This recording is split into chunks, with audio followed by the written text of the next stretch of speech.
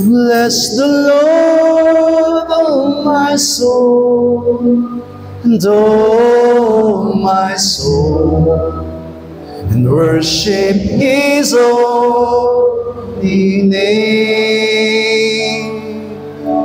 Sing like never before, oh my soul, I worship your holy name. The sun comes up, the sun comes up, it's a new day dawning. It's time to sing your song again. Whatever may pass and whatever lies before me, let me be singing when the evening comes.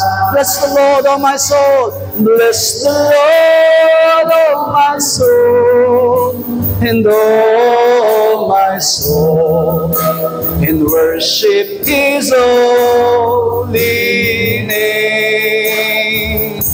Sing like never before, oh my soul, I worship your holy name. And you're rich in love, and you're slow to anger. Your name is great, and your heart is kind. For all your goodness, I will keep on singing. 10,000 reasons for my heart to find. Bless the Lord, oh my soul, oh my soul, and worship His holy name. Sing like never before, oh my soul, I worship your holy name. Everyone's declare. And on that day when my strength is failing, the end draws near and my time has come, still my soul will sing your praise unending. Amen. 10,000 reasons forevermore. Bless the Lord, oh my soul. Bless the Lord, oh my soul. Oh my soul, and worship His holy name. Sing like never before, oh my soul, I worship your holy name. And I worship your holy name. Lord, I worship your holy name. This time, tayo po'y sama-samang manalangin. Sama-sama nating hilingin sa ating Ama na tunay na igawad sa atin ng karunungan at kaalaman. Sa pamamagitan ng Kanyang Espiritu Santo'y maunawaan natin ang salitang ihahayag niya sa ating kalagitnaan. Pagpalaing nawa tayo lahat sa ating mga spirito at patuloy na managan ang ating pong kalakasang spiritual at patuloy na makalaban sa anumang gawa at lalang ng kaaway as we shout, oh my soul, overcome, oh my soul, overcome, oh my soul, overcome, and oh my soul, overcome. Ama namin Diyos, kami po'y lumalapit, Panginoon, at patuloy na nagpapakumbaba sa iyo Hiniling namin, Panginoong Diyos, sa malayang pagkilos at pangunguna ng ibanal na Espiritu Santo sa aming kalagitnaan, sapagkat wala po kaming magagawa kung kami hiwalay sa iyo. Dalangin po namin, Panginoong Diyos, igawad mo sa amin ang lahat ng karunungan at kaalaman na kailangan po namin, Panginoong Diyos, upang patuloy kami, Panginoong Diyos, na tumatag at tumibay, Panginoong Diyos, at magawa namin ang lahat ng bagay na loobin mo, Panginoon, para sa aming mga buhay. Papagtibayin mo ang aming pananampalataya, papagtibayin mo ang aming mga paglilingkod. Ikaw nawa, O Diyos, ang madakila. Ikaw nawa, O Diyos, ang mapapurihan. Ikaw nawa, Panginoong Diyos, ang makilala sa pamamagitan ng iyong mga salita. Ipaunawa ang mabuti ang katotohanan sa amin sa pamamagitan ng iyong Espiritu Santo, sapagkat wala kaming magagawa kung kami hiwalay sa iyo. Kaya dalangin po namin naman na mangusap ka sa amin. Patuloy ka magpahayag sa aming mga buhay, at naniniwala kami na sisirain mo at wawasakin ang makataong kaisipan, ang makatwirang makatao, Panginoong Diyos, ay papalitan mo ng iyong katwiran, at ikaw lamang ang mahayag, ikaw lamang ang madadakila, ikaw lamang ang mapapapurihan mula sa umpisa hanggang sa matapos, Panginoon. Nananalig kami sa iyong katapatan, nananalig kami, Panginoong Diyos, na iyong kabutihan na idadali mo sa amin, Panginoon. Ama naming Diyos, maraming salamat po sa pagkakataong ito na ibinigay mo sa amin. Thank you, Lord, for letting us, Lord, to be in here, in the church, to be gathered, O God, to worship you and praise your name. And to receive the word, Father God, that will enlighten our faith, our spiritual life. Dalangin po namin, Panginoong Diyos, sa patatagin at papagtibayin mo kami. Hayaan mo, Ama, ng mga salitang itong aming maririnig ay maging katibayan at katatagan namin sa aming pang-araw-araw na pamumuhay. Tulungan mo ang lahat ng iyong mga anak, Panginoong Diyos, na maging baon-baon namin ang mga salitang ito upang maging katibayan at kapangyarihan mo sa amin, upang anuman ang lalang ng kaaway ay hindi manaig at magtagumpay sa aming mga buhay. That our soul really overcome. Hayaan mo, Diyos, na maging matagumpay po kami sa pamamagitan ng katotohanan ng ihayag mo sa amin. Salamat po, Ama, at pagpalain mo ang lahat ng mga kamay na nagbigay ng kanilang ikapu at mga handog sa iyong gawain. Ibalik mo ito, Panginoong Diyos, sa kanila ng siksik, liglig at nagumapaw na pagpapala. At hayaan mo, Panginoong Diyos, na maranasan nilang iyong kabutihan at ang iyong katapatan na walang hanggan. Purihin ka, Panginoong Diyos. Maingat namin ibinabalik sa iyo ang pinakamataas na papuri, pagsamba at ang aming paglalahati. Ito po ang aming dalangin sa pangalan po ng aming Panginoong Jesus. Amen. Palakpakan po natin ang ating Diyos sa buhay. You may all be seated.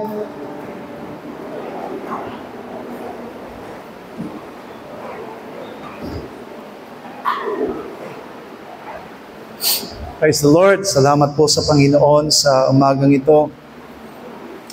Muli niya po tayong tinipon upang mag-aral ng kanyang salita at patuloy po na matuto at tumatag sa ating pananampalataya.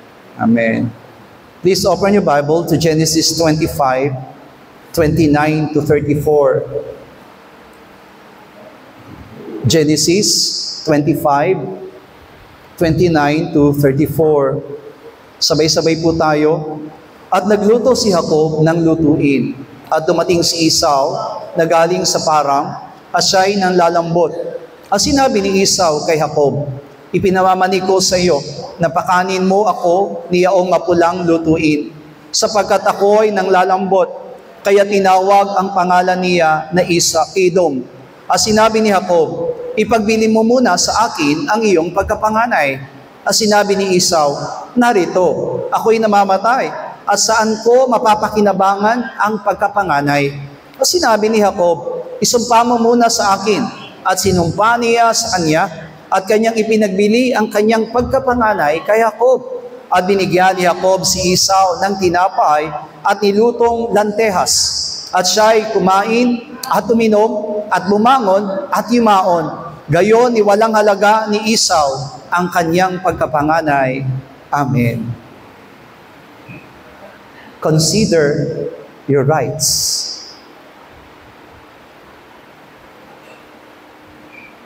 Our church already have known about the story about Jacob and Esau. naintindihan natin mabuti kung gaano kahalaga yung pagkapanganay na binitawan ni Esau kay Jacob. At yung pagkapanganay na yon ang nagsisilbing pagpapala ni Esau para sa kanya to be a firstborn of Isaac. At bilang panganay, ituturing po siyang tagapagmana ng lahat ng bagay na mayroon si Isaac. Of course, magmamana rin naman po talaga si Jacob.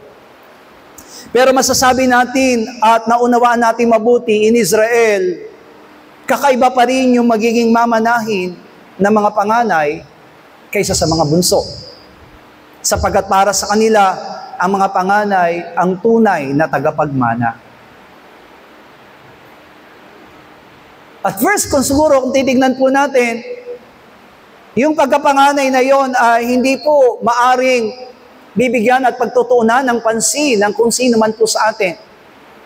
Kahit ngayon, masasabi po natin na hindi na po napapahalagahan kung sino ba ang panganay, sino ang bunso. Kaya nga minsan, hindi na natin alam sa pamilya kung sino talaga yung mas matanda at sino yung pinakamata. At minsan nga pa, dumarating sa pagkakataon na yung mas bata, mas merong pang alam kaysa dun sa pinakamatanda. At minsan din, lumalabas po na yung bunso, mas makapangyarihan pa kaysa dun sa panganay. Tama po ba? Nangyayari yan sa family, di ba? So, ibig sabihin, pwede po talagang ma-reverse, pwede po silang, ang tawag dito, pwedeng magkapalit ng posisyon. Amen. Yun po yung masasabi po natin na mas makasuguro sa ngayon, yung mga panganay, hindi nila masyadong napapahalagahan yung kanilang pagkapanganay. Pero there's also great responsibility kapag ikaw ay panganay. Amen. Lalo na kung mawawala na yung inyong mga magulang. Ikaw na panganay, ikaw yung tatayo na magulang or guardian ng iyong mga siblings, ng iyong mga kapatid. Amen. Pero paanong tatayo na magulang yung panganay kung wala siyang alam? Di ba? Minsan ganun eh. Amen. Pero dito po sa puntong ito na atin pong pinapag-aralan about Jacob and Esau, it is totally different. Na masasabi po natin na kinakailangan na may pagpapahalaga si Esau doon sa tinanggap po niya na actually, at that time, kung titignan po natin, it is really God's will. Ito'y kapasyahan ng ating Panginoon. Amen. Alam natin na kambal po si Esau at saka si Jacob. At yung pagkakambal po nila, mga minamahal ko, ay kalooban ng Diyos. Na mula pa lang sa sinapupunan ng kanilang ina, ay nakakaroon na ng paglalaban si Jacob at si Esau. Ang nais ni Esau, siya yung maging panganay. Siya yung maunang lumabas. No? Siya po yung gusto niya na mas mauna doon sa kanyang kapatid. Pero niloob ng Panginoon, amin po ba? Kung titingnan po natin, suriin natin mabuti because this is very important for us because our topic is consider your rights. We are not just talking about Esau and Jacob, but we are talking about you. We are talking about ourselves. Ang pinag-uusapan po natin dito ay yung ating sarili. Maunawaan natin mabuti, sino ba tayo? Si Jacob ba tayo o si Esau? Amen. Hindi natin pinag-uusapan ngayon dito yung pagkapanganay, yung tinatawag na kung paanong sila ay magiging tagapagmana. Kasi alam ko po, alam na po natin yan. Pero later on, makikita po natin dito yung kahalagahan ng buhay ni Jacob at buhay ni Esau na maaaring magiging malaking katuruan sa buhay ng bawat isa po sa atin. Sabi ng salita ng Diyos, all men were equally created by God. It means, as creation, we are all equal. Lahat po ng mga nilalang ng Panginoon na mga tao, humans, people, lahat po tayo pantay-pantay na nilikha ng ating Panginoon. For God is fair to all His creation. Sabi nga sa Romans chapter 2 verse 11, hindi nagtatangi ang Diyos. No? Yan ang sinabi niya po doon sa Roma, Kabanatang 2, talatang 11. Ang Diyos ay hindi nagtatangi ng mga tao. Kaya doon pa lamang makikita po natin na kung lumitaw man tayong mahirap ngayon, lumitaw man tayong mayaman ngayon, lumitaw man tayong gwapo ngayon, lumitaw man tayong hindi kagwapuhan at hindi kagandahan ngayon, it is really God's will. Amen? Kahit ano, nagwawala po yung electric fan. Kahit ano ba po yung itsura natin, whatever, amen po ba, our status in life, let us all believe that God is fair. Amen? Kasi kung halimbawa po kayo ngayon, kung ang mukha niyo po ngayon ay ubod ng ganda, sino po dito yung gusto maging ubod ng ganda? Oy, wala Kaya pala lahat ng bagay ikinukuskus niyo diyan sa mukha ninyo para lang gumanda kayo. Amen. Kung gusto nating maging maganda, handa ka bang harapin ang lahat ng mga tao kapag maganda ka na? Sa tingin mo, kung maganda ka ngayon, madali ka bang makipagkaibigan? Amen. Ngayon nga hindi ka nakagandahan. May kasungitan ka na. Paano pa pag gumanda ka? Amen. Ganon din po yun. Ganon din po yun sa tinatawag na mayaman. Gusto mong yumaman. Amen. Pero kapag ikaw ba'y mayaman, magiging marunong ka bang magbigay sa mga nangangailangan? Alam niyo po ba na minsan kung sino pa po yung walang-wala, yan po yung giver. Amen? Kung sino yung wala, alam niyo, kung sino yung mayaman, siya madamot. Sorry po sa mayayaman pero hindi ko naman po sinasabing lahat ng mayaman. Pero kung mayaman kayo ngayon, sorry po. Pero nawa, hindi tayo, kasi ganun ang nangyayari. Kung sino yung mayaman, amin po ba, tignan niyo po yung mahirap, kahit ano lang kinakain niya, uy, halika, kain ka. Tama, di ba? Sa mayayaman po, hindi po sila ganyan. Amen. Hindi po sila agad nagyayaya kapag kakain. Pero tayo, pag nasa restaurant, kumakain ka, uy, halika, salo ka sa amin. Ang mayayaman po, hindi. Kumuha ka ng lamesa mo, bahala ka sa buhay mo. Amen. Pero may mayayaman din po namang giver. Okay? Kaya, kung titignan po natin dito, all things were God's will. Kalooban ng Panginoon. Ano man ang status natin sa buhay, ano man ang kalalagayan natin ngayon, ano man ang ating kalagayan ngayon sa buhay, it is really God's will. Amen? Kalooban ng Panginoon. Katulad po nung nangyari dito sa ating pong binasang talata, Genesis 25 to 29 to 34, gusto ni Jacob na siya ang maging panganay. Kaya nga, hawak-hawak niya po yung sakong ng kanyang kapatid na si Esau nang sila'y lumabas. It means, ang sabi doon kapag binasa natin ang talata, ganun na lamang yung pagsusumikap ni Jacob na maging panganay. But God did not allow it. Hindi niloob ng Panginoon na siya ang maging panganay. But still Esau became the firstborn. So, ibig sabihin, yun ay tinatawag na kalooban ng Panginoon. In terms of all creations, men and animals, tignan niyo po, sino po dito ang nagnanais na sana aso na lang ako? Wala po, di ba? Wala po sa atin. Sino po dito ang nagnanasa sana ahas na lang ako? Amen?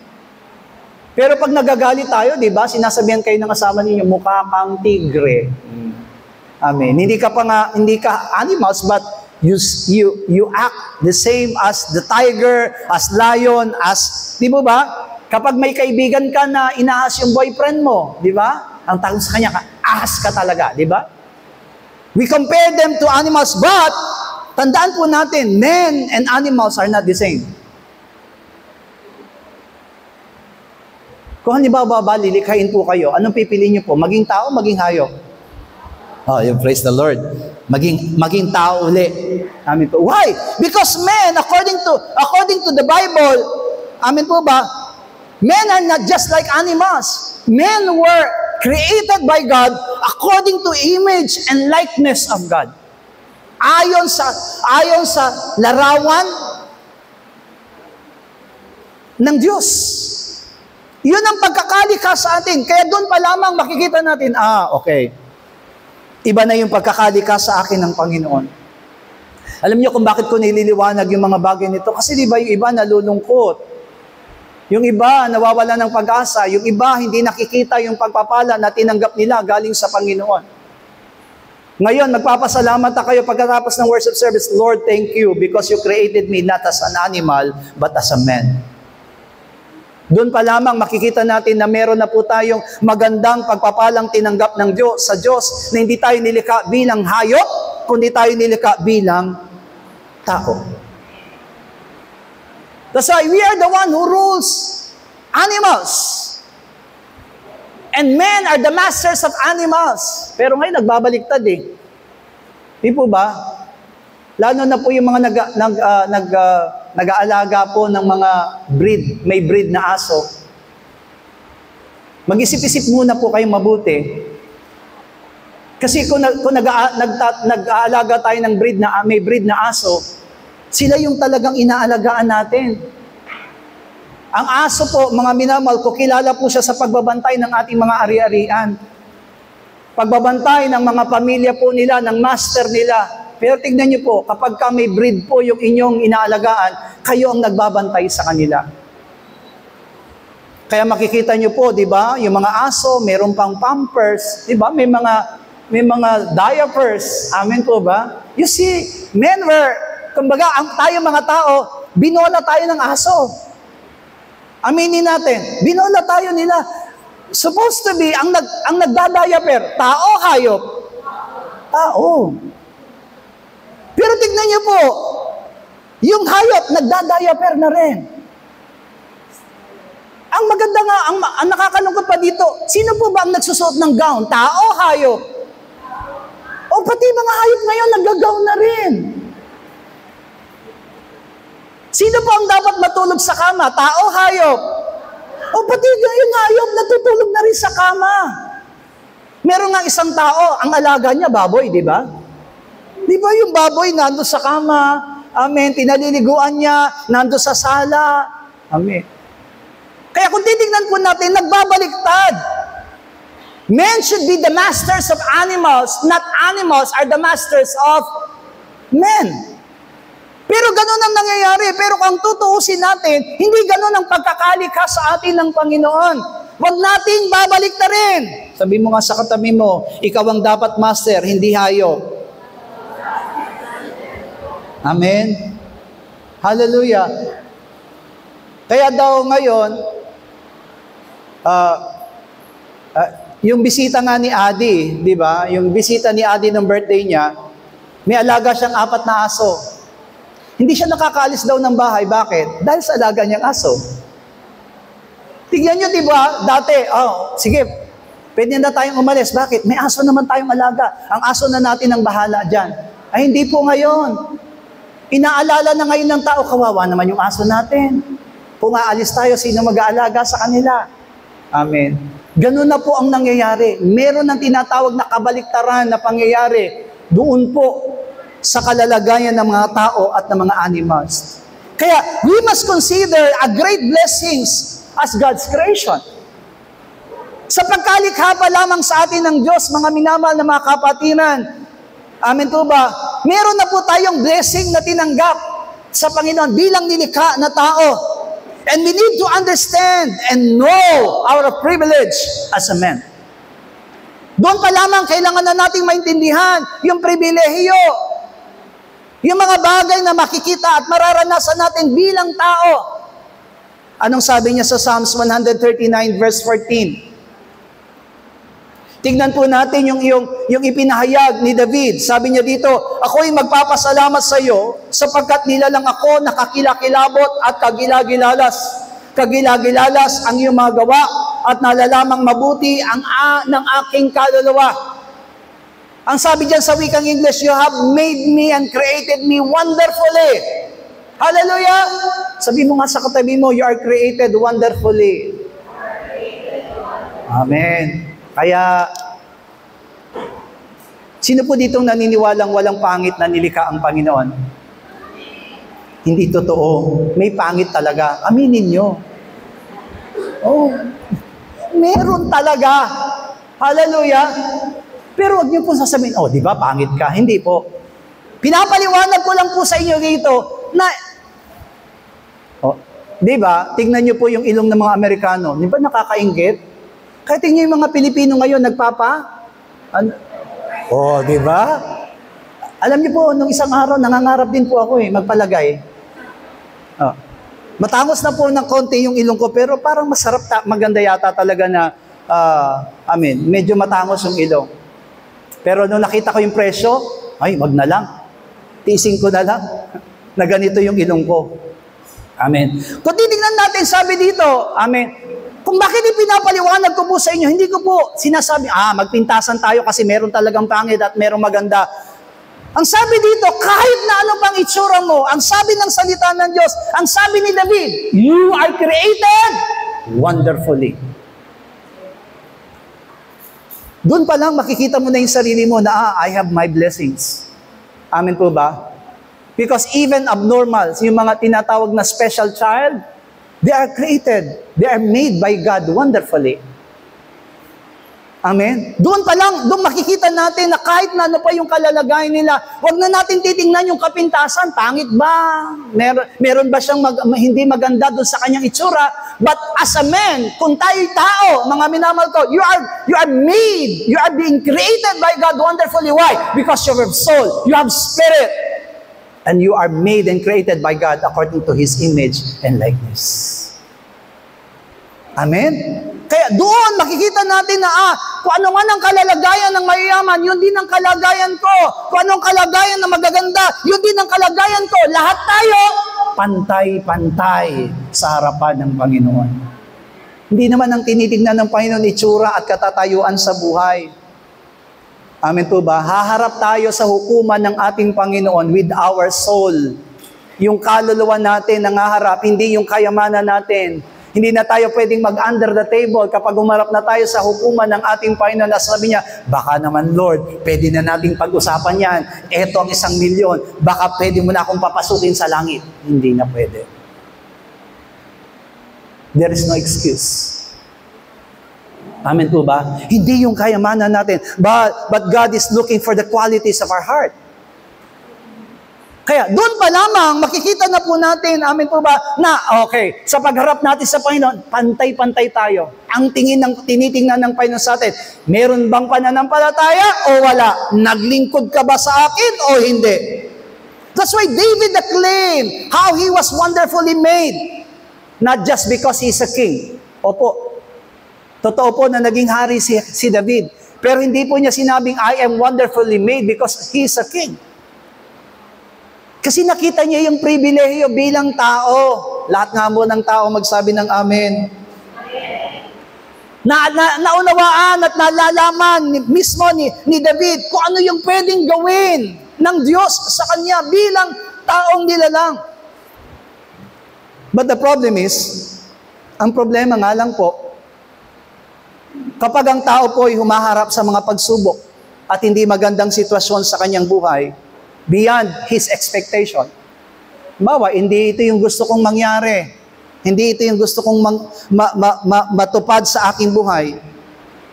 They already taking for granted the privilege that they have received from God. Amen? Naintindihan niyo po ba yung pinapag-aralan po natin? Gusto ni Jacob na maging panganay, niloob ba ng Panginoon na si Jacob ang maging panganay? No. Do hawak-hawak ni Jacob yung talampakan o sakong nitong si Esau sa paglabas. Pero sa ayaw at sa gusto natin, kapag tinignan ng kanilang birth certificate, ang panganay pa rin ay si Esau. Ibig sabihin, di ba, kahit na inaagawan ka ng kapatid mo, amen po ba, pinalagay ko pa rin at iniloob ko pa rin na ikaw ay maging panganay.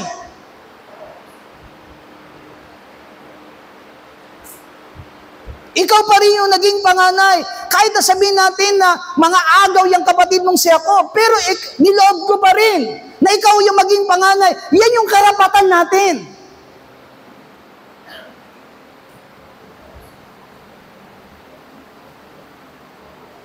Bilang nilalang na tao, napakabuti ng Diyos. John chapter 3 verse 16. Basahin nga po natin yan, sabay-sabay. Sapagkat gayon na lamang ang pagsinta ng Diyos sa sanlibutan, na ibinigay niya ang kanyang bugtong na anak, upang ang sino mang sa kanya'y sumampalataya, ay huwag mapahamak, kundi magkaroon ng buhay na walang hanggan. Yung mga tao po, kapag tinitingnan po yung John chapter 3 verse 16, they actually never understand about the verse. Kasi sabi doon, ganun na lamang ang pagsinta ng Diyos sa sanlibutan. For God so loved the world. Talaga bang minahal ng Panginoon ang sanlibutan? Yung sanlibutan? Sabi kasi sa Greek word ng salitang sanlibutan, cosmos. Amen po ba? Talaga bang minahal ng Diyos ang cosmos? O the place where He put His created beings? Yan ba talaga yung minamahal ng Diyos? Yung sanlibutan ba talaga ang minahal ng Panginoon? Pagmasdan yung maigi, balikan mo nga sister, pagmasdan yung maigi, sapagkat gayon na lamang ang pagsinta ng Diyos sa sanlibutan, na ibinigay niya ang kanyang bugtong na anak, upang ang sino mang sa kanya'y sumampalataya. Sino bang sumasampalataya? Tao, di ba? It cannot be animals. Hindi rin po ito pwedeng maging cosmos. Dahil ang cosmos po, walang buhay. Amen? Walang buhay po ang cosmos. Kaya, nung sinabi niya, gayon na lamang ang pag-ibig ng Diyos sa sanlibutan, sino po ang tinutukoy niya talaga? Cosmos o tao? It is men. Pero bakit tinawag ng Diyos sa sanlibutan? Kapag sinabi ng Diyos na sanlibutan, ibig sabihin, they have no truth. Kaya nga po, lahat ng mga tao may pagkakataong maligtas. Lahat ng mga tao may pagkakataon na maranasan ng buhay na walang hanggan. Amen? Lahat may pagkakataon. Hindi yan ibinigay sa hayop. Ibinigay lamang yan sa tao. Kaya diba, kapag susunod-sunurin natin ng John chapter 3, 16, 17, 18, 19. Amen? Ang sabi ng Panginoon, manampalataya kayo sa akin, pero ayaw ninyong manampalataya. Kasi ganyan ang tao. Ang tao, sinasabi niyang may pananampalataya siya, pero ayaw naman niyang tanggapin ang katotohanan. Matigas ang ulo. Nananatili siya doon sa kanyang sariling katuwiran. Sabi ko nga nung last Friday, mas gusto niya ang reliyon kaysa sa pananampalataya. Hindi natin kailangan ng reliyon. Ang kailangan natin, pananampalataya. Ang sabi ng Panginoon diyan, ang sino mang sa kanya'y sumampalataya. Hindi po sinabing ang sino mang magkaroon ng reliyon. Ang sabi ng Panginoon, ang sino mang sa kanya'y sumampalataya.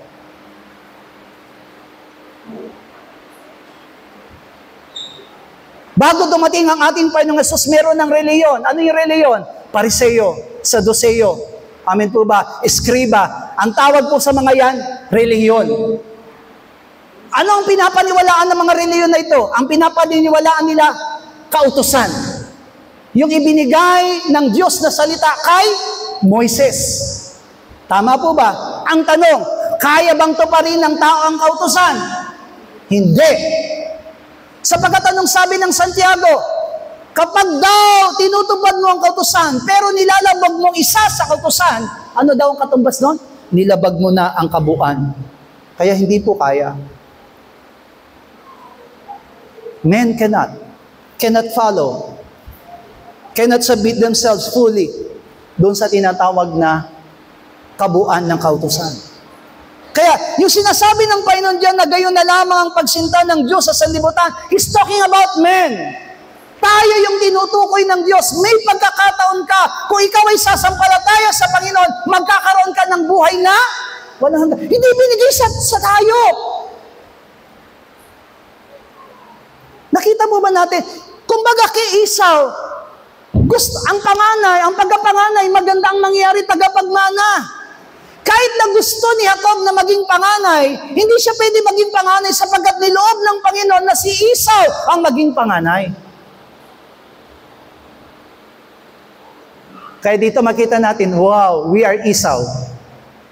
Amen? Na kahit na anong mangyari, I am wonderfully made by God, created by God, at yung lahat ng pribilehiyo na inilaan niya para sa tao, matatanggap ko. Matatanggap lang ba ni pastor? O matatanggap din ng mga nakaupo na nananampalataya kay Jesus? Hallelujah, matatanggap mo rin.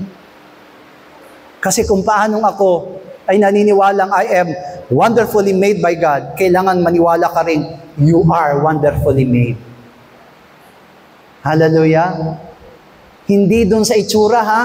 Hindi dun sa katayuan sa buhay. You are wonderfully made. Bakit? You have the chance to have eternal life. You have the chance to be saved. You have the chance to reign together with Christ.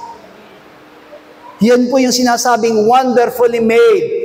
Hindi yan pwedeng ibigay sa hayop, kundi yan ibibigay lamang sa tao na nilikha niya ayon sa kanyang wangis at ayon sa kanyang larawan. So it is very clear that God gave the good privilege to all men. Lahat nga po ng tao magsabi ng amen. Amen. Why? Jesus died for men, not for animals.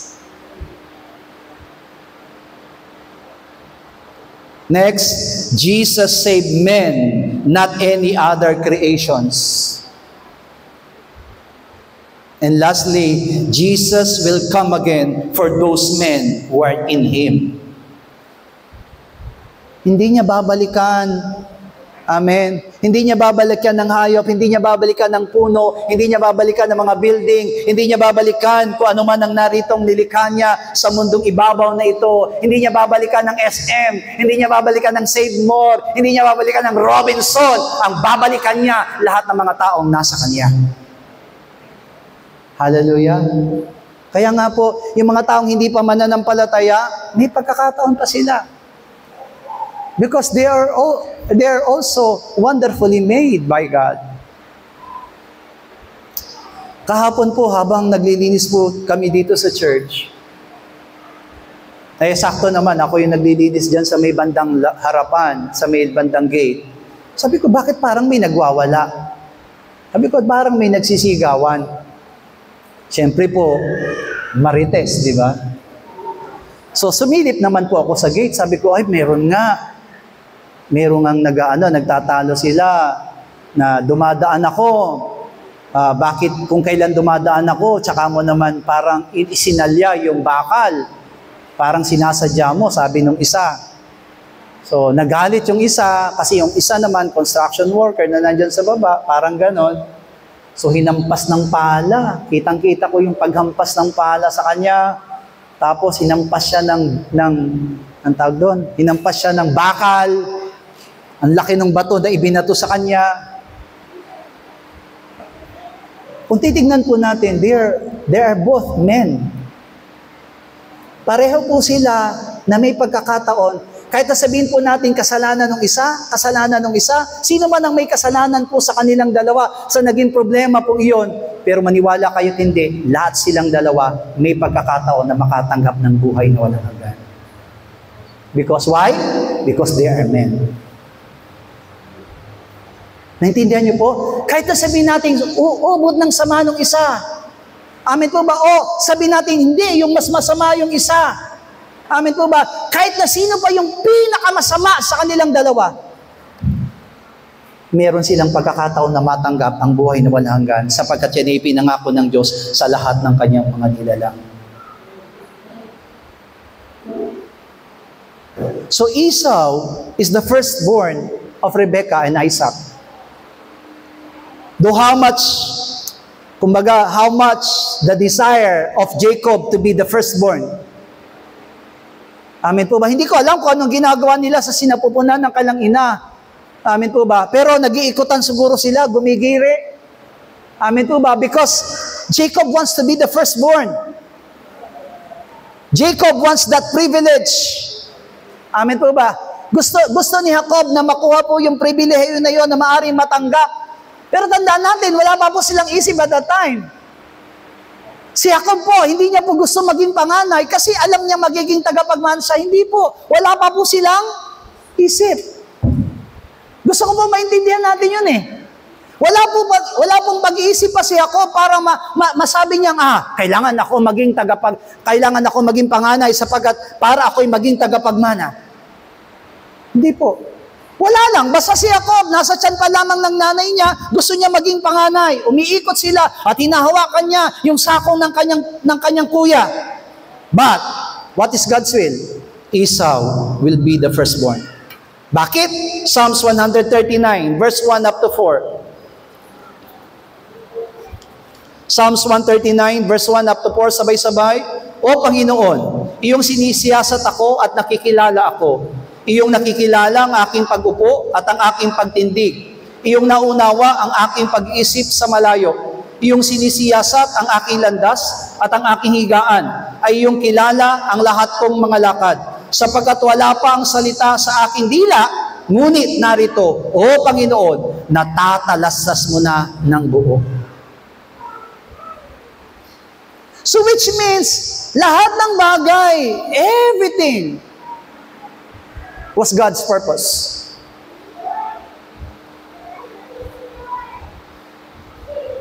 Lahat po yun. Kung pinangarap mo maging mayaman, halos lahat naman tao pinangarap ang maging mayaman.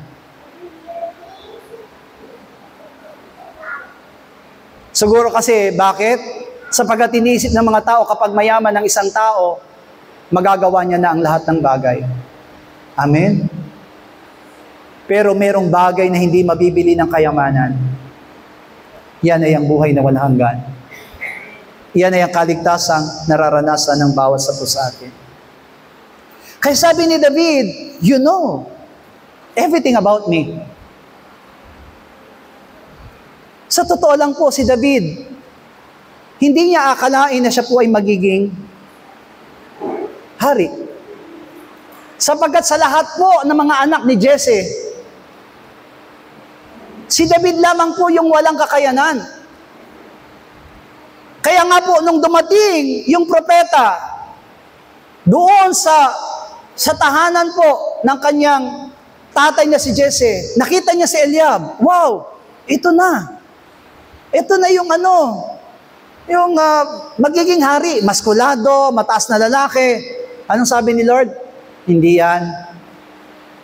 O nakita niya na naman yung isang kapatid, ito na lang Lord, baka ito yung magiging hari ng Israel. Anong sabi ng Panginoon? Hindi rin yan.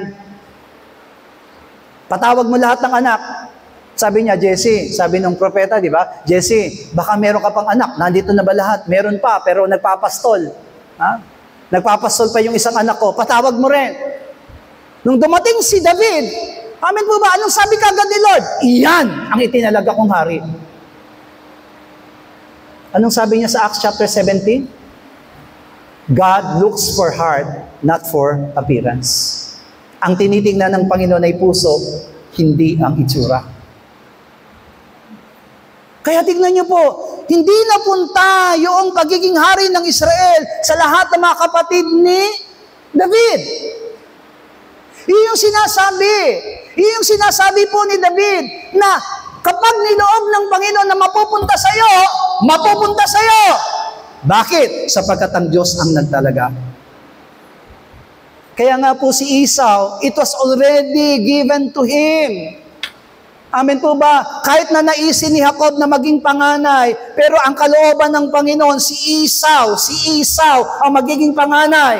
It was for you, not for anybody. Sabi mo sa katabi mo, yan ay para sa iyo, hindi para sa iba.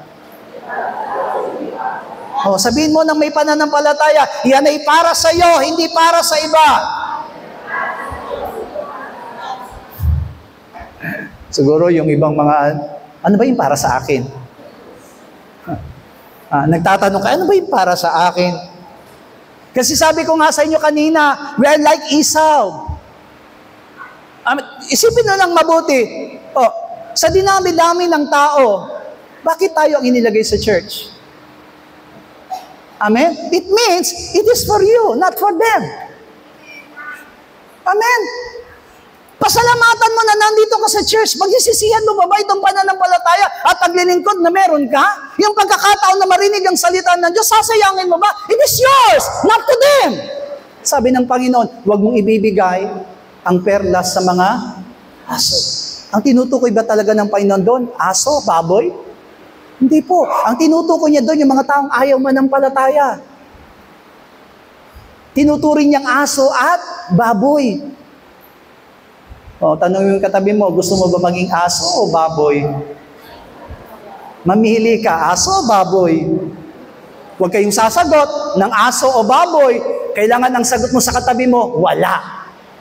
Dahil mas gusto ko, tao ako. Amen! Bigyan nga po natin ang pinakamalakas na palakpak ang ating Diyos. Kaya sabihin mo ulit sa katabi mo, yan ay para sa iyo, hindi para sa iba. Hallelujah. Pero nakakahanga si Jacob. Bakit? Tignan niyo po baby, fetus. Okay. Nasa sinapupunan ng nanay. Wala pang isip wala pang isip yon. Wala pa siyang isip. Hindi pwedeng masabi natin na si Jacob nagdanasa na maging tagapagmana, nasa tiyan pa lang. Wala po. Wala pa siyang isip at that time. Pero tatanungin ko po kayo, nagbago ba ang isip ni Jacob nung lumaki siya? It was really developed. Sa totoo lang po, nung nagluto po siya, ang tanging layunin lang po, okay, bakit nagluto si Jacob? Dahil ba gutom si Esau? O dahil gutom si Jacob? Tanungin nyo nga po, sa tingin nyo, anong palagay ninyo? Nagluto ba si Jacob ng buto, ng lentehas, dahil gutom siya o dahil gutom si Esau?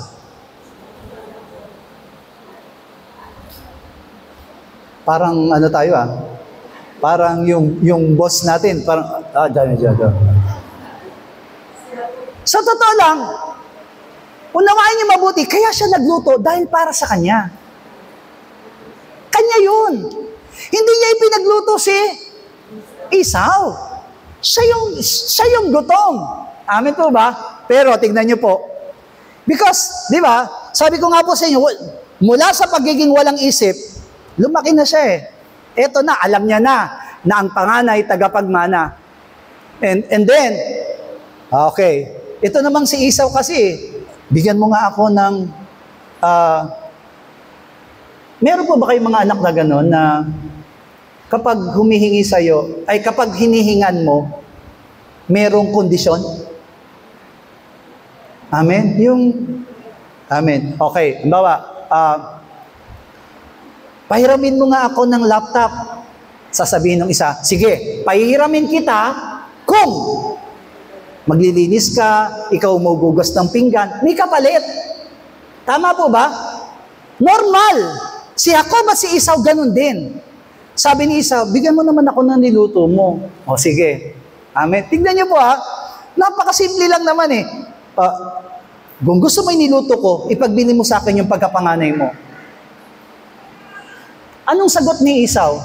Mamamatay na ako? Anong pakinabang na pagkapanganay ko? Sa'yo na. So, ibig sabihin, he did not consider his rights. Simula ngayon, ayoko na po kayong maging Esau. Kanina, sabi ko sa inyo, gusto ko alalahanin nyo na Esau kayo. Kasi, gusto ni Jacob na maging panganay, pero niloob ng Panginoon na si Esau maging panganay. Sino daw si Esau doon? Tayo. Pero sa ikalawang kabanata na ito ng pangangaral ko, wag na kayong maging Esau. Kasi bakit? Masama yung ugali ni Esau. Bakit? Sinabi niya, hindi niya inisip. Si Jacob, mga minamag ko, hindi siya pwede maging panganay. Hindi natin pwedeng i-reverse lahat. Mangyayari lang yan kung ibabalik si Jacob at saka si Esau sa tiyan at lalabas na una si Jacob bago si Esau. Doon pa lamang magiging official na ang panganay ay si Jacob. Pero pwede ba yon? Sabi nga ni Nicodemo, paano kung isisilang na muli? Papasok ba ako sa tiyan uli ng nanay ko para maipanganak? Impossible. Amen? Kaya nga tayo, hindi tayo panganay physically. Amen po ba? Kaya nga, bakit tayo na born again? Na born again tayo, bakit? Kasi kapag isinilang tayong mali, magkakaroon tayo ng karapatang maging panganay. Panganay saan? Panganay sa mga nanampalataya. Nauna tayo, ito mo yung mga tao ngayon, 2,000 years, 2025 na ayaw pa nilang manampalataya. Saan nananatili ngayon yung mga tao? Nananatili ang tao ngayon sa reliyon, sa tradisyon, sa kultura na meron po sila. Ito yung kinagisnan, ito yung kinamulatan, ito yung kinarapaan namin. Sabi nila. Pero ngayon na may pagkakataon ka naman ng palataya kay Kristo, pasalamatan mo, wow, I am already Jacob. Amen. Bakit? Jacob did not change his desire. Jacob was persistent and consistent for his plan. And lastly, Jacob gambled to have that rights no matter what happens. Bawal ang magsugal. Okay po? Pero si Jacob sumugal. He gambled it. Because I want to be the firstborn. Bilang mga mananampalataya, kailangan ipaglaban ko ngayon yung pagiging, hindi talaga akong firstborn. Sino ang firstborn? Si Jesus Christ. Si Jesucristo yung una, panganay ng lahat ng mga muling nabuhay. Siya yung ating panganay. Kaya nga siya yung tagapagmana ng lahat ng bagay. Si Kristo ang tagapagmana. Pero, kapag ikaw ay nanampalataya kay Kristo, anong sabi sa Romans chapter 8? Kasama ka ng tagapagmana ni Kristo. Ibig sabihin, you're already firstborn. Naging panganay ka, hindi panganay physically, but spiritually. Esau have not considered his rights and let it go from him. Far from him. Hindi niya kinonsidera. Alam niyo po ba, konsidera? Hindi niya pinahalagahan, hindi niya binigyan at pinagtuunan ng pansin. Amen po ba? Yung kalalagayan, kung ano ang meron siya sa kanyang buhay. As a results, ano naging resulta? Genesis 27:38. Genesis 27:38, sabay-sabay. As sinabi ni Esau sa kanyang ama, wala ka ba, kundi isa lamang basbas? Ama ko, basbasan mo ako. Ako naman, o ama ko. At umiyaw si Esau at umiyak. Tignan niyo po, mga minamahal ko, di ba? Ito yung panahon na God said to Isaac, Isaac, mamamatay ka na. Igawad mo na yung pagpapala sa panganay mo. Amen? Tignan niyo po Si Esau po, masunuring anak. Ang sabi ni Isaac kay Esau, Esau, mga suka, ipagluto mo ako ng paborito kong ulam. At pagkatapos kong kumain, igagawad ko sa iyo ang basbas. Ito namang nanay nila, narinig, marites din. Minarites kay Jacob. O Jacob, mamamatay na yung tatay mo. Yung pagpapala, igagawad na. Amen. So, kailangan ikaw ay, magpanggap bilang Esau. Sabi niya, tatay, hindi ako pwede magpanggap na Esau kasi si Esau, mabalahibo. Ako makinis. No? Ako na ang bahala.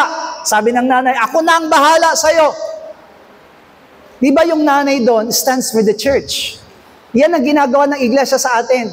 Hindi tayo karapat-dapat, pero sa pamamagitan ng iglesia at pangangaral ng salita ng Diyos, ginagawa tayong karapat-dapat na panganay.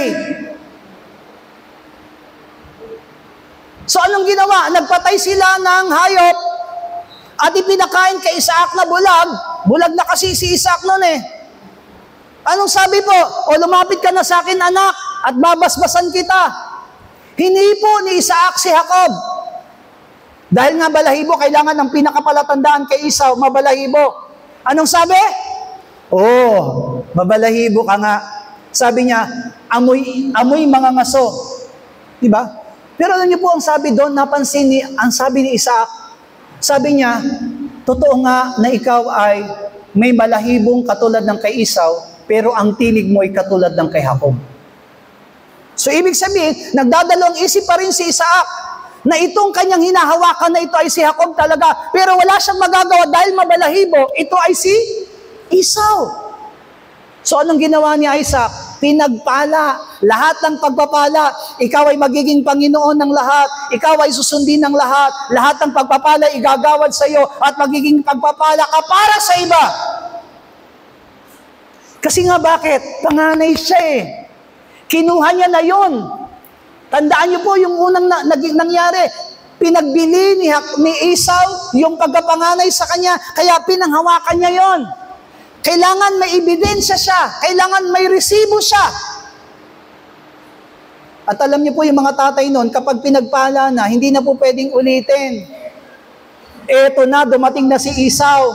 May daladalang ulam. Tatay, amen. Eto na yung paborito mong ulam. Sabi niya na, paano kitang pagpapalain? Pinagpala ko na yung kanina. Kala ko kasi ikaw yun. Ito yung sinabi niya sa binasa natin sa verse 38. Wala ka na ba dyan? Ama ko, wala ka na bang basbas dyan? Alam niyo po ba yung basbas na ibinigay? Sino po dito nakakaalam ko ano yung basbas na ibinigay kay Esau? May 100 pesos. Hala. Ano po yung basbas na ibinigay kay Esau? Ha? Sumpa? Sumpa? Sobra ka naman. Pagpapala, natatay pa rin yun, isusumpa mo yung anak mo. Ano yung pagpapala? Basbas na ibinigay kay Esau. 1,000 na. Hala, napapaghalata tayong dun sa Bible reading natin, hindi tayo lumalakad. Genesis chapter 1 pa lang tayo. Ang naging basbas ng Panginoon sa kanya, ikaw ay magiging alipin ng iyong kapatid. Kaya masakit para sa kanya. Kasi di ba dapat aalipinin niya si Jacob? Hindi siya magiging alipin ni Jacob. Pero yun ang naging basbas. Kaya sabi diyan, no, at humiyaw si Esau at umiyak. Pero wala na siyang magagawa. Bakit? He did not consider his rights. Kaya kapag ang isang mananampalataya katulad ni Esau, hindi pinapahalagahan ko anong ibinigay sa iyo ng Panginoon, iiyak ka rin. At sasabihin mo sa Panginoon, wala ka namang ibibigay sa akin. Sabi niya, nabigay ko na kay Elsa. Nabigay ko na kay Monique. Nabigay. Amen. Wala bang mag-aamin dyan na sisigaw para mabagit ko naman yung pangalan? Nabigay ko na kay... Alam niyo, kung di kayo iko-command, hindi. Nagbabanggit na nga ako ng pangalan eh. Ibinibigay na ni Lord eh. Amen? Sabihin mo sa katabi mo, ibinigay yan sa iyo, hindi sa iba. Consider your rights. Pahalagahan mo yan. Amen. Amen. Esau, he did not understand. He did not understand the birthright, his privilege. Amen po ba? The privilege for him. Sabi dito, he chose to have temporary satisfaction of flesh rather than eternal chance of blessings to him and his family. Yan ang problema sa mga Christians. Amen. Ang problema ng mga Kristiyano, yan din yung meron tayong the same. Meron tayong pagkakatulad kay Esau. Amen po ba? Ang hinihinging pagpapala, material. Ang hinihinging pagpapala, physical. Kapag nanalangin, Panginoon, pagalingin mo. Panginoon, bigyan mo. Panginoon, ganito gawin mo sa amin. Panginoon, ingatan mo kami. Pero hindi naging panalangin sa kanya, Panginoon, bigyan mo ko ng isang pananampalatayang ayon sa iyong salita.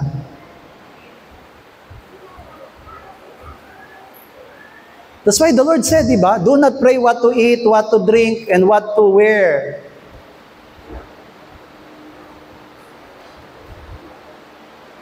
Yan po, hindi ko na po talaga naging panalangin yan. Since the start na naunawaan ko ang salita ng Diyos, I do not pray for that. Hindi ko na ipinanalangin yon.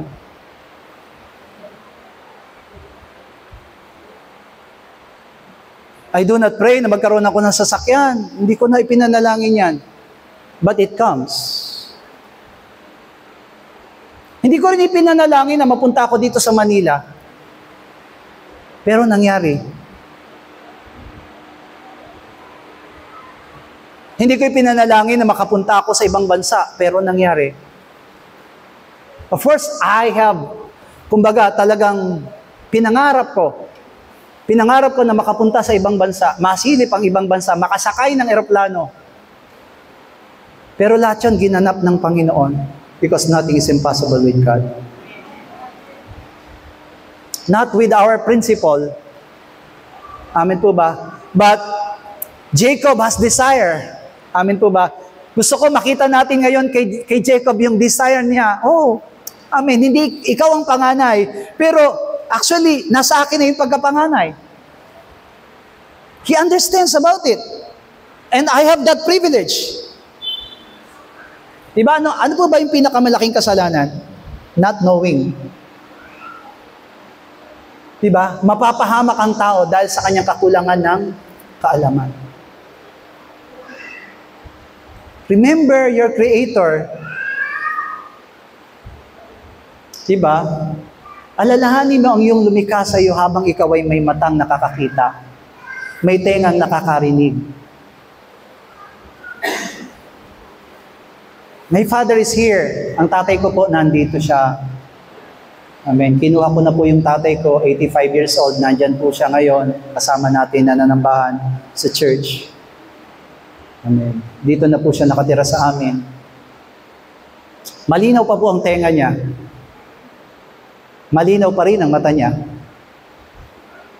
Nakakalakad pa po siya. Diba kasi alam ko, darating at darating ang panahon talaga ng tao, pahina ng pahina.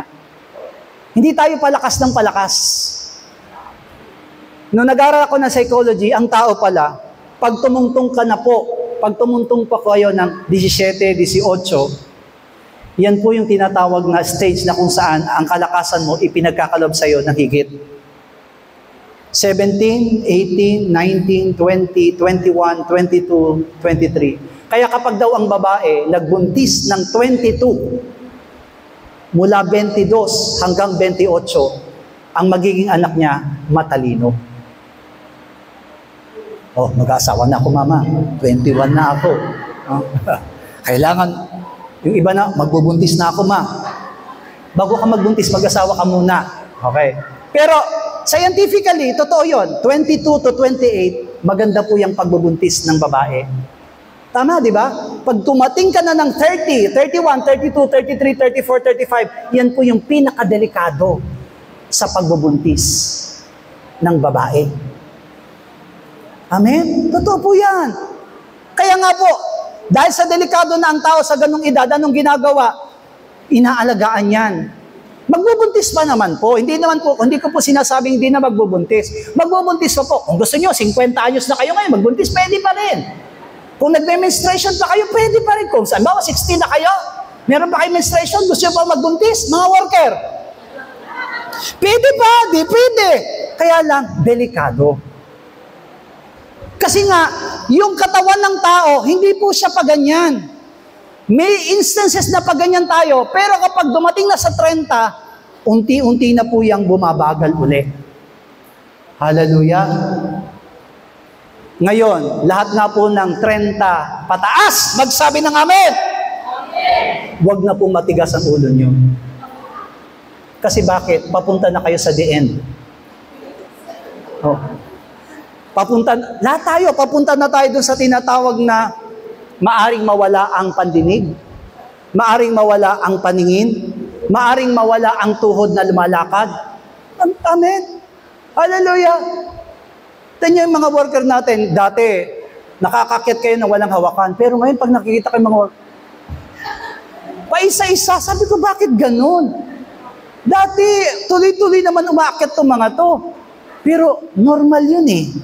Talagang yung katawan natin, humihina. Amen? Kung palakas tayo ng palakas, mas maganda sana. Pero hindi po, pahina tayo ng pahina. Kaya habang may kalakasan pa po tayo, gamitin natin yan para, makilala natin and consider your rights. Maging katulad na tayo ni Jacob. Pangalawa, sabi dito, Jacob fleshly can obtain easily. Yung mga bagay na pampisikal, para sa kanya madaling makuha. But he consider, sabi niya dito, a great chance for a better satisfaction. Sabi niya, kung kakain ako nito, mabubusog ako, pwede naman ako magluto uli. Sige, sa'yo na yung niluto ko, kainin mo. Actually, dinagdagan pa nga niya ng tinapay eh. Kung mapapansin niyo po dito, ang hinihingi lang ni Esau, lutuin po na butong pinakuluan. Pero sa sobrang kagalakan ni Jacob na ibinigay yung pagkapanganay, pati tinapay, ibinigay. Bakit? Sapagat hindi mahalaga sa kanya yon. Ang mahalaga sa kanya ay yung mga bagay na darating pa sa kanya.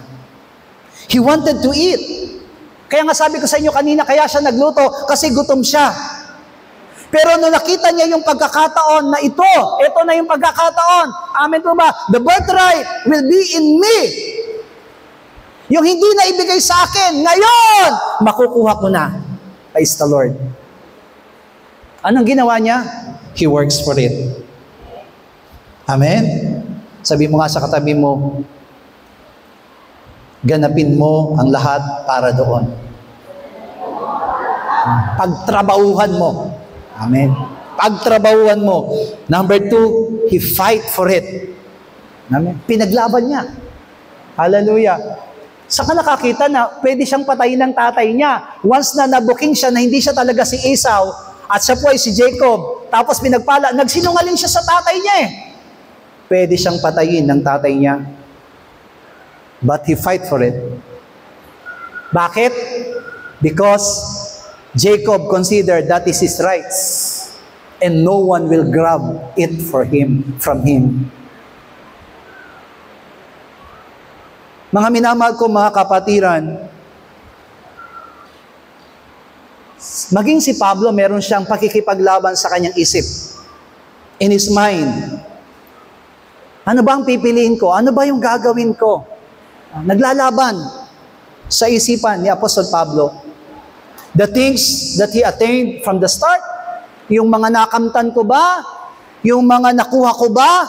Knowledge, position, power, authority. Meron lahat yan si Pablo. Knowledge, position, magandang kalalagayan, kapangyarihan, otoridad. Meron siya lahat yan. Taglay po ni Apostol Pablo yan. Ang pipiliin ko ay ang mga bagay na na kay Kristo. Naglalaban sa isip niya yun. Ito ba ang pipiliin ko o ito? Mga bagay ba na nasa sanlibutan o mga bagay na nakuha ko kay Kristo? Tignan niyo po. Philippians chapter 3 verse 7 to 11.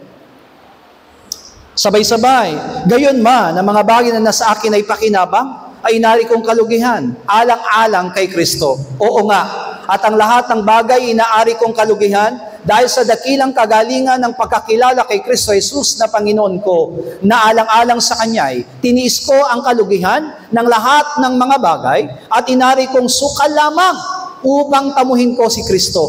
At ako'y masumpungan sa Kanya na walang katwirang aking sarili sa makatwid bagay sa kautusan, kundi ang katwirang sa pamamagitan ng pananampalataya kay Kristo. Ang katwiran ngang buhat sa Diyos sa pamamagitan ng pananampalataya upang makilala ko siya at ang kapangyarihan ng Kanyang pagkabuhay na maguli at ang pakikisama ng Kanyang mga kahirapan na ako'y natutulad sa Kanyang pagkamatay. Kung aking tamuhin sa anumang paraan, ang pagkabuhay na maguli sa mga patay.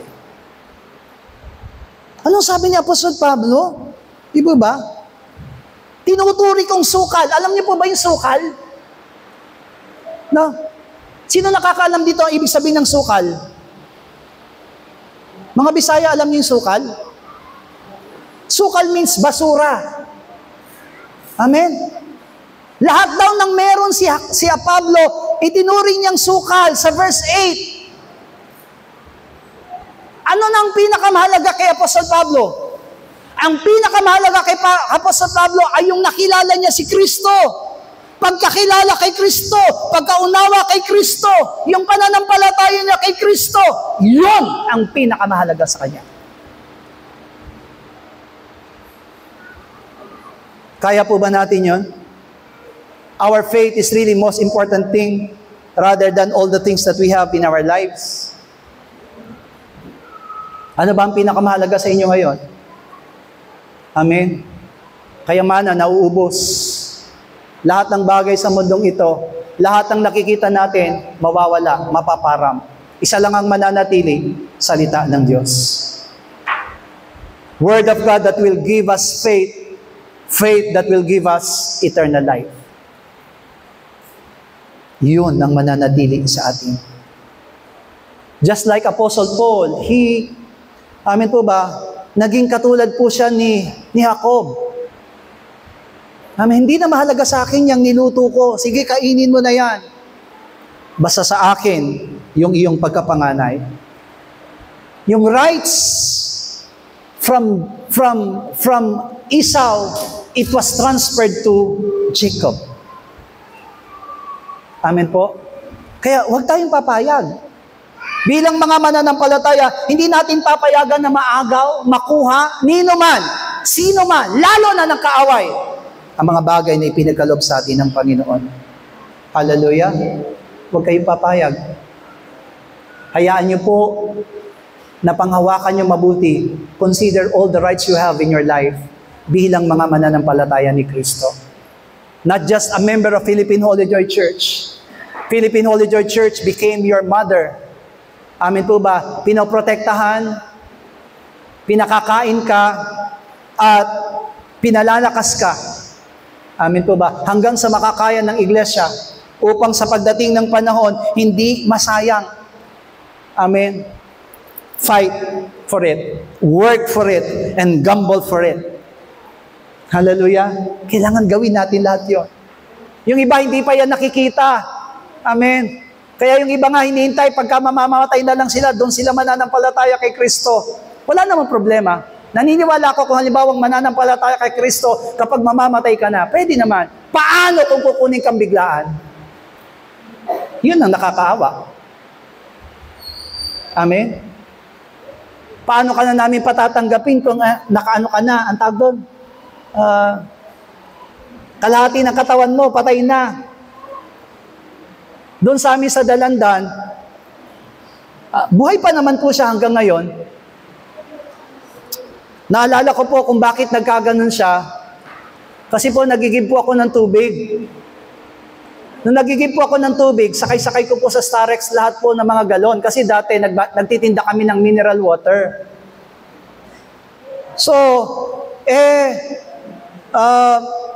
yung Starex po na dala-dala ko, sabi ko, imbis na iikot ko, makatipid ako ng diesel, paatras ko na lang. Kasi kung paatras ako, mas madali papunta sa bahay namin. Nandun kagad ako. Pero pag iikot ako, medyo malayo. So ako naman, para magtipid ako sa konsumo, nag-atras ako. Sa pag-atras ko po, nakanal ako. Nasira ko po yung kanal niya. No, yun naman po yung daluyan ng tubig namin.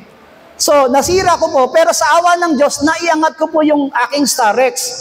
So, ang bala ko po, manghiram ng pala, at ayusin ko po yung kanal. Kasi hindi ko naman pwedeng kamayin. No? Kasi may bato-bato. So, hiram muna po ako ng pala. Akala niya po, iniwan ko na. Minura-mura niya po ako.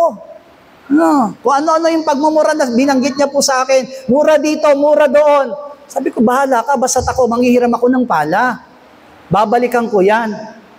After 1 week, alam niyo po ano nangyari sa kanya? Na-paralyze po siya. Kalahating katawan. Ngayon po, hindi na po siya nagsasalita. Pero alam niyo po, nakakatuwa po siguro, hindi po kayo maniniwala. Na ngayon kapag nagdadrive ako ng Starex, tapos alam niya pong dadaan po ako, hindi po siya nagsasalita Pero pag alam niyang daraan na po ako at masasalubong ko po siya, alam niyo po ginagawa niya. Sumasaludo po siya sa akin. Binubusinahan ko naman po siya. Apo. Sabi ko, kung hindi ka pala na ganyan, hindi ka matututo na tumanaw sa tao kung sino yung tao na kaharap mo. Sabi ko, Lord, Amen. Ang hirap niyang patanggapin ngayon kasi kung sasabihin mong sumunod ka sa maikling panalangin, hindi na siya nagsasalita.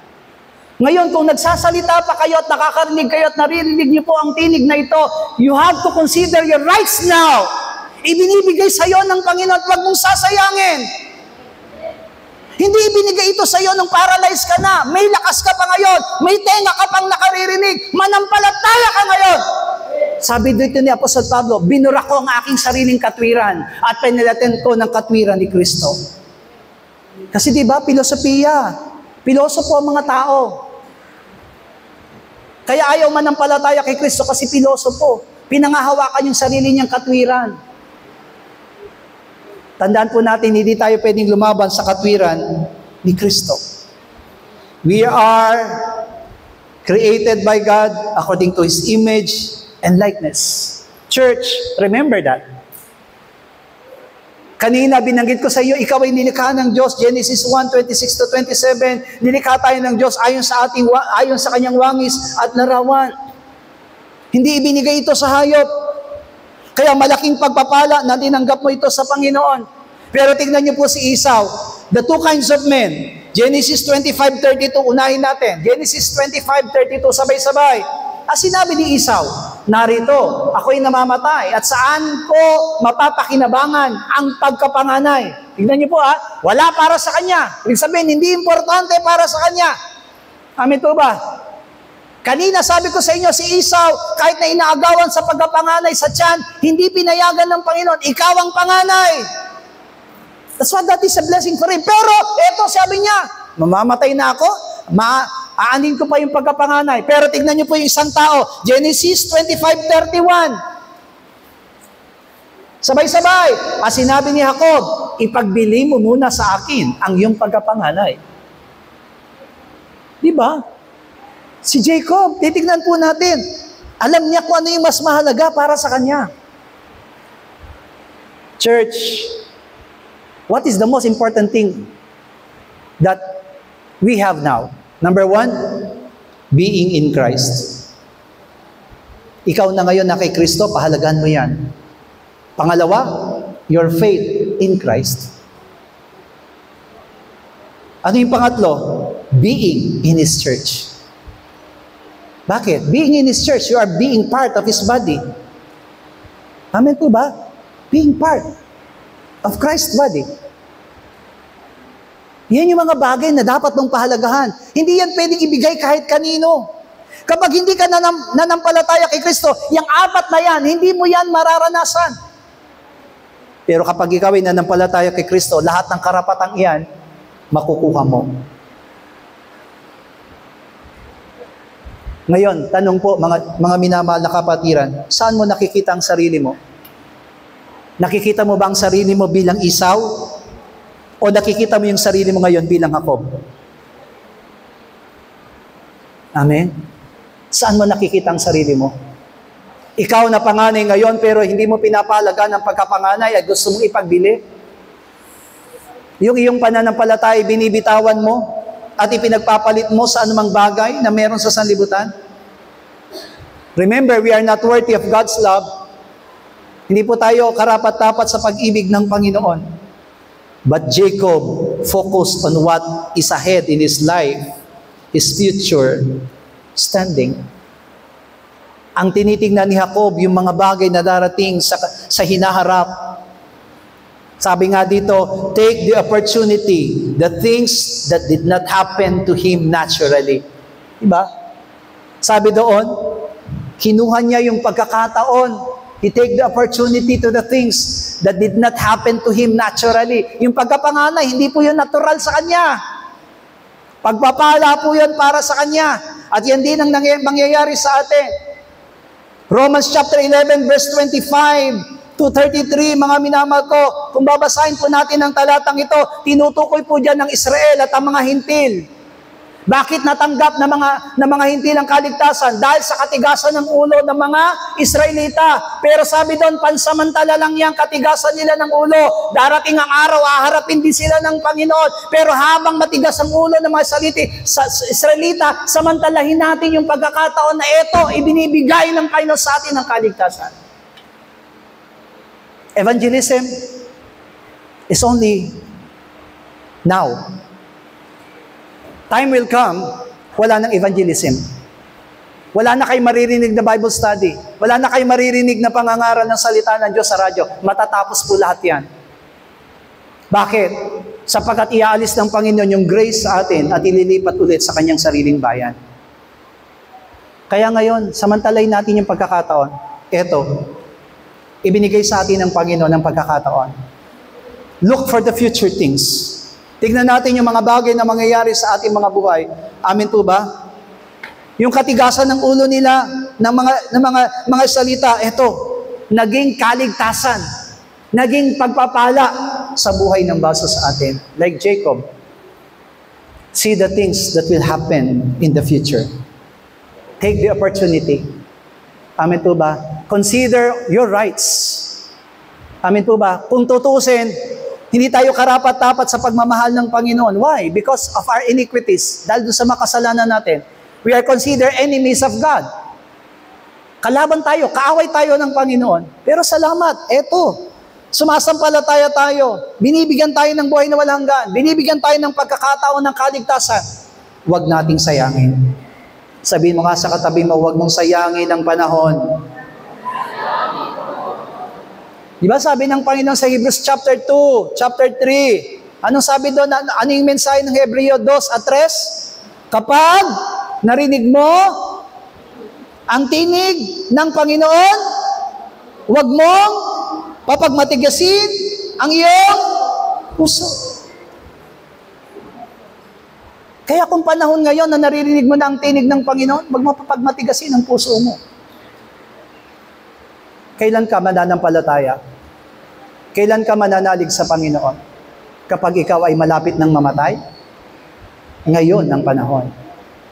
Ito ang panahon, ibinibigay sa iyo. There is no accident. Walang aksidente lamang na nandito tayo na nakikinig ng salita ng Diyos. Everything was God's plan. Amen? Plano yan ng ating Panginoon.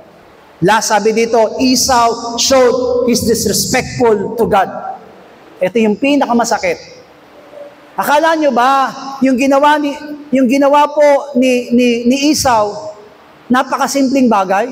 Hindi po. That is disrespect. Tingnan nyo po. Romans chapter 2, verse 4 up to 5. Yan. Sabay-sabay. O hinahamak mo ang mga kayamanan ng kanyang kabutihan at pagtitiis at pagpapahinuhod na hindi nalalaman na ang kabutihan ng Diyos ay siyang umaakay sa iyo sa pagsisisi. Datapat, ayon sa iyong katigasan at iyong pusong hindi nagsisisi, ay nagtitipon ka sa iyong sarili ng puot sa kaarawan ng kapuotan at pagpapahayag ng tapat na paghuhukom ng Diyos. It is already putting yourself to the wrath of God. Nang ang ating Panginoong Jesus ay mamatay doon sa krus, bago mamatay, sabi niya, Ama, bakit mo ako pinabayaan? Saan ba siya pinabayaan? Pinabayaan siyang mamatay? Hindi po. Pinabayaan po siya na kunin yung sumpa, yung puot ng Diyos para sa kasalanan. Kasi kung di gagawin ni Kristo yung bagay na yon, wala tayong magiging kaligtasan. Amen. Sana ang ginawa na lang ni Esau, he accept it. Amen. Protect it and respect it. Amen. Yan yung ginawa kasi, yan yung tatlong bagay na ginawa ni Jacob. In-accept niya, pinrotektahan niya, nirespeto niya yung ibinigay sa kanya ng Panginoon. Kung di siya nakinig sa nanay niya, tingnan niyo po mabuti, kung di siya nakinig sa nanay niya na ipagluto mo yung tatay mo para ikaw ang basbasan. Kaya ngayon, sino ang pinagpala ng Panginoon? Sa buong mundo, sino ang malaking pinagpala ng Diyos? Israel. Pumunta po kayo doon sa tinatawag na international bank, yung World Bank. Amen po ba? Lahat ng bansa may utang. Isa na ang Pilipinas ang may utang. Kung makakakita kayo ng walang utang doon, ano pong bansa? Israel. Ang Israel ang nagpapautang, hindi nangungutang. Sino si Israel? Si Jacob. Tingnan niyo po yung pagpapala na tinanggap ni Jacob. Ang nagmamana yung kanyang lahi. Ganon kabuti ang Diyos. Because He accept it, He protect it, and respect it. Sabi ko nga, kung di naging masunurin si Jacob sa nanay niya, na sinabi niya kung nanguna yung takot sa kanya, na baka mapagalitan ako ni tatay, baka mapatay ako ng tatay ko kapag nalaman niya nagsisinungaling ako sa kanya. Pero hindi. Sinunod niya ang tinig ng nanay niya at ginawa niya. That's why the blessing comes to him and everything was bestowed to him. Why? Because that is the chance and opportunity for him. Binigay na sa kanya. Kaya tayo, bawat isa na naririto ngayon sa church, ibinigay sa iyo yung oportunidad. Ibinigay sa iyo yung chance. Ibinigay sa atin ang chance. Huwag na nating sasayangin. Huwag nating hayaan. Huwag nating paghinayangan na, Sunday, nasa church ako. Imbis na ganito, maglalaban na lang sana ako. Sunday, nasa church ako. Ilang oras ako maglalagi. Sana, inilinis ko na lang ng bahay. Huwag kang manghinayang. Amen? Huwag kang manghinayang. Meron ditong umattend, di ba? Minsan, may umattend dito, tinawagan ng asawa. Sinagot niya habang nasa service. O habang nasa service tayo, nag-aawitan. Ang sabi ng asawa niya, nandiyan ka sa church, no? May kumakanta eh. Uwi! Alam niyo po ba, lahat ng anak niya gustong-gusto pa namang umattend doon sa children's church. Inuwi niya po lahat. Natakot siya sa asawa niya. Kayo po ba, kanino kayo matatakot? Sa asawa o sa Panginoon? Anong gusto niyong mawala? Asawa o Panginoon?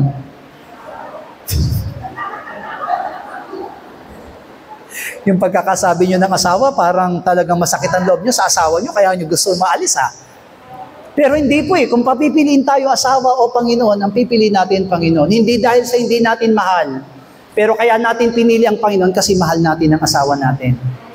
Amen? Well, lusot. Amen, lusot. Hallelujah.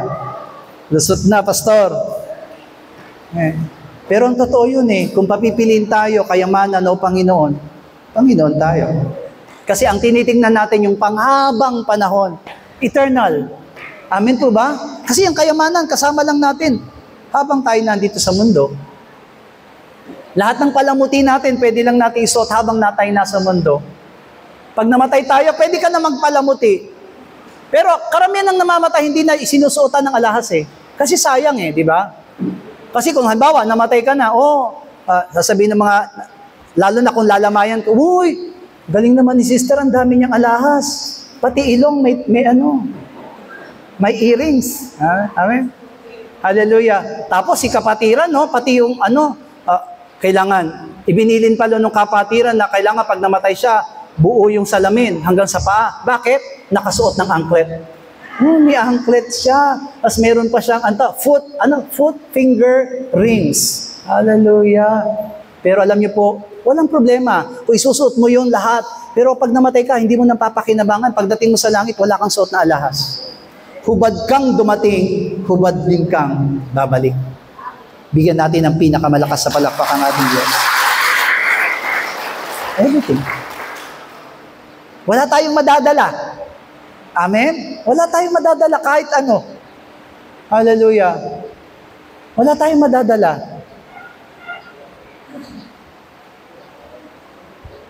Huwag niyo ipapabaon sa akin yung mga barong ko pag namatay ako. Hindi ko na may susuot yan. Ipamigay yan kung sinong may gusto. Amen? Hallelujah. Kung may namatay kayo at wala kayong may susuot, sabihin nyo lang, pastor, namatay yung tsuhin ko. Walang isusuot. Maraming barong sa bahay. Ipasuot natin. Hallelujah. Hindi nakakahinayang. Amen. Hindi nakakahinayang. Ang panghinayangan natin, mawala yung eternal things na ipinagkaloob ng Panginoon sa atin. Lastly, Jacob have received the grace to have that is not for him. But God saw his heart, saw his willingness to consider the rights with full responsibility. Sabi po, yan ang ginawa ni Jacob. Nakita ng Diyos sa kanya, sa puso niya, okay, you are worthy to receive all these things. Amen po ba? Nakita niyo na po ba? Simula kanina nag-aaral tayo, nakita niyo po ba na yung ibinagkakaloob, ibibigay sa inyo ng Panginoon, you are not worthy to receive it. But it is God's. Himself, who decided, ibibigay ko ito sa iyo. Di po ba yung binigyan ng talento ng Panginoon? May 5 binigyan ng talento, may 2 binigyan ng talento, may isa binigyan ng 1 talento. Di po ba? Sabi nung nabigyan ng 5, Panginoon, nung dumating yung kanyang Panginoon, Panginoon, eto na po, Master, ito na po yung 5 talentong ibinigay mo, ito pa yung 5 tinubo. Ang sabi ng Panginoon sa niya, well done, my faithful servant. Dine with me, sabi niya doon, di ba? Kumain kang kasama ko at bibigyan kita ng paghahari sa 5 bayan. Huh? Lumapit naman yung may 2.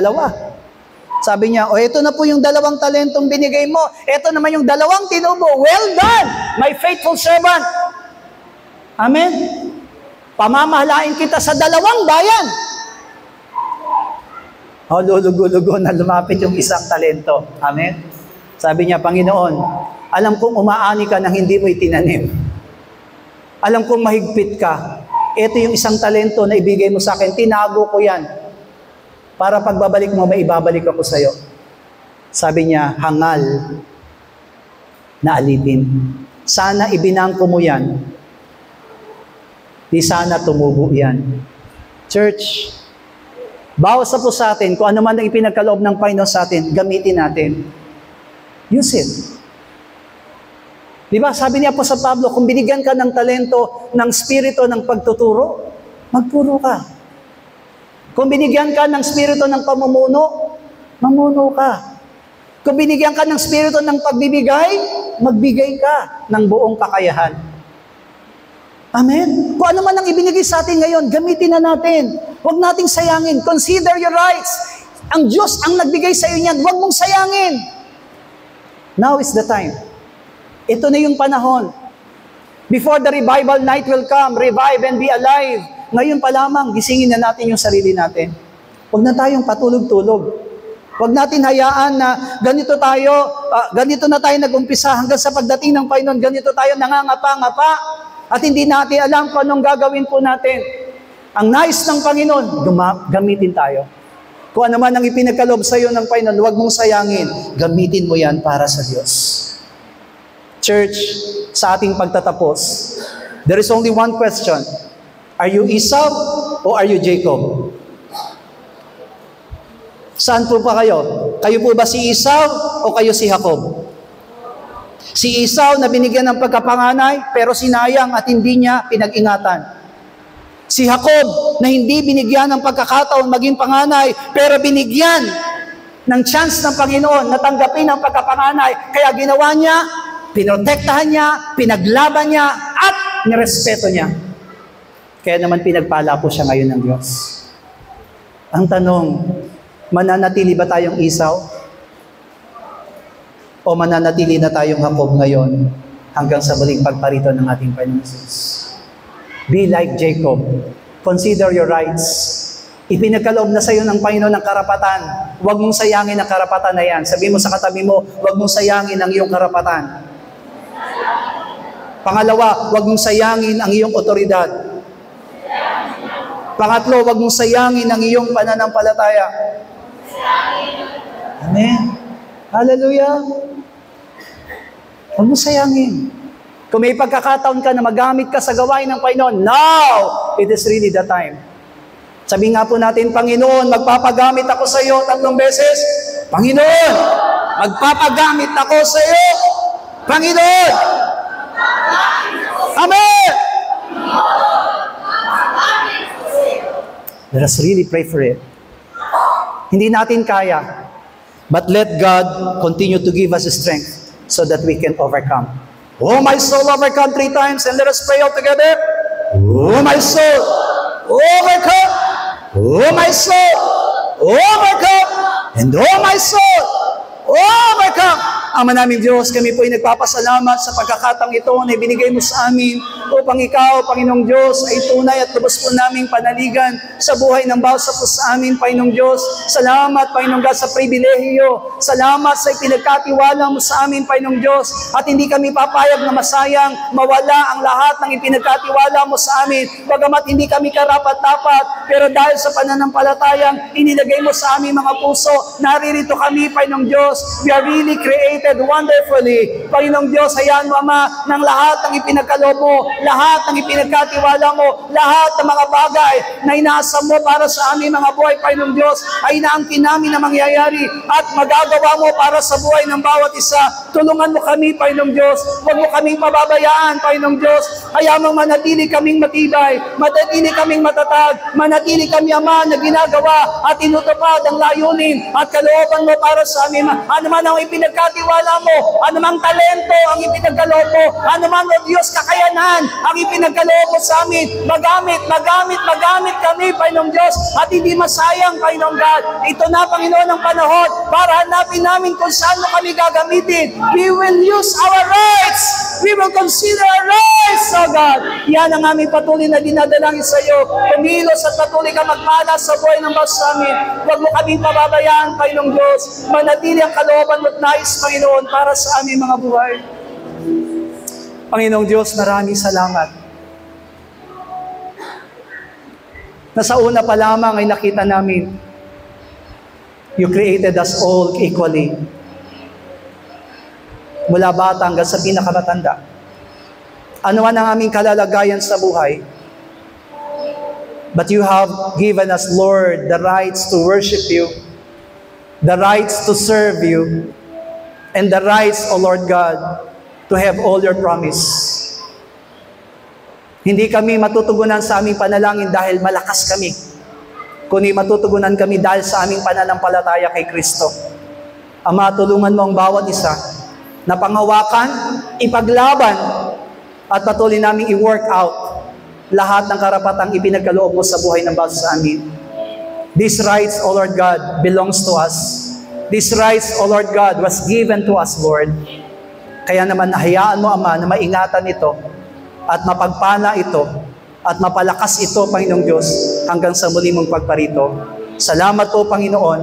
Maingat namin ibinabalik sa iyo ang pinakamataas na papuri at pagsamba sa pangalan po ng aming Panginoong Jesus.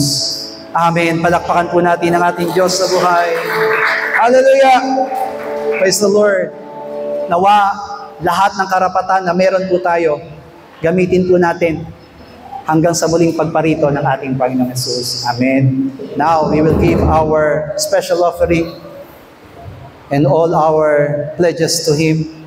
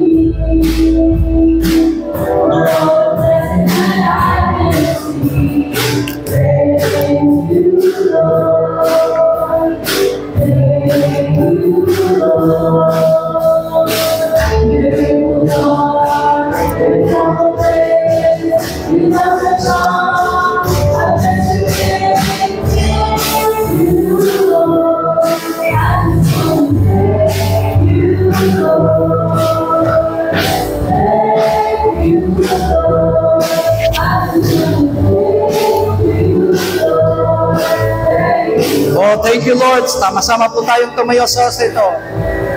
Thank you, Lord. I just want to thank you, Lord. Thank you, Lord. I just want to thank you, Lord. Thank you, Lord. All together, Lord's Prayer. Ama naming nasa langit, sambahin nawa ang pangalan mo.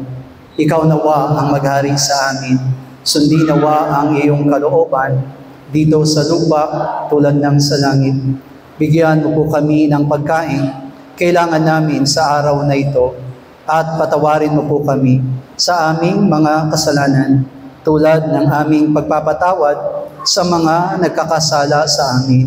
At huwag mo kaming iharap sa mahigpit na pagsubok, kundi ilayo mo po kami sa masama, sapagkat iyo ang kaharian, at ang kapangyarihan, at ang kapurihan, magpakailanman. Amen. God bless you. Today po ay anniversary po ng I Love Jesus Christ Church sa Muntinlupa, and they are inviting us to attend their anniversary 2 p.m. in the afternoon. Kaya kung gusto niyo pong sumama, please come to the church and we'll join for the anniversary. God bless you. Blessed be the name of the Lord.